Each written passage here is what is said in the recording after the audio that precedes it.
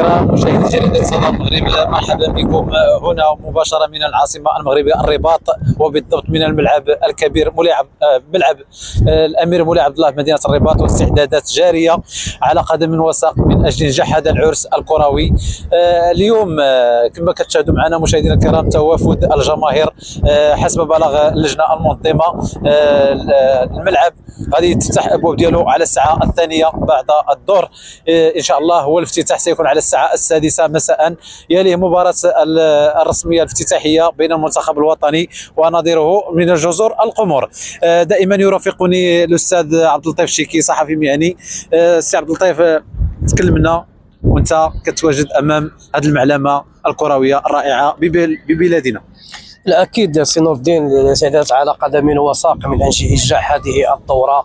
اكيد ستكون من احسن الدورات على اعتبار مجموعه من الاشياء. فيكفي فقط ذكر انه يعني ال 24 فريق، كل فريق عنده الملعب التدريب ديالو، الفندق ديالو، يعني اشياء يعني وفرت لوجستيكيه من اجل نجاح هذا. تشوف بانه الان المتطوعون، رجال السلطه، رجال الامن الوطني، يعني كل متجه لنجاح هذه الدوره.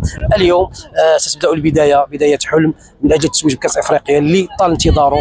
اكيد ان اليوم مقابله المنتخب المغربي ضد نظيره المنتخب جزر القمر، قبلها مباراه الافتتاح. اكيد انه الانتصار اليوم على فريق جزر القمر سيعطي دفعه معنويه للعرس الوطني من اجل يعني اولا يعني احتلال المرتبه الاولى والبقاء هنا في مركب الامير مولاي عبد الله، ثم البحث عن يعني الفوز بالتتويج اللي طال انتظاره. ازيد من 40 سنه المنتخب المغربي انا كاس واحد هو اللي في خزينه الجامعه الملكيه لكره القدم. اليوم الكل يعني الظروف مواتيه، الكل يعني متجند، لا شيئا ترك للصدفه، ملاعب للمستوى الكبير، تنظيمات وتنظيم محكم، يعني كل شيء يعني كالكولي وكل شيء يعني ميزوري.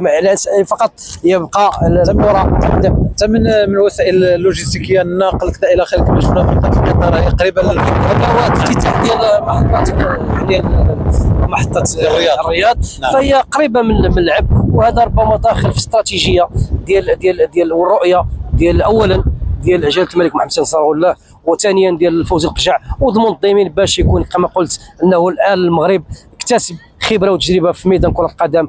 فقط يكفي انه العناصر الوطنيه تكون يعني في قد المسؤوليه، وانها تحمل المسؤوليه، وانها راهي جزء من هذا الشعب المغربي، وانها تدخل الفرحه لكل مغربي. شكرا سي عبد اللطيف على سعه الصدر ديالكم وعلى الاتصامات القيمه. مشاهدينا الكرام، لنا عوده مقابله ان شاء الله، والى اللقاء.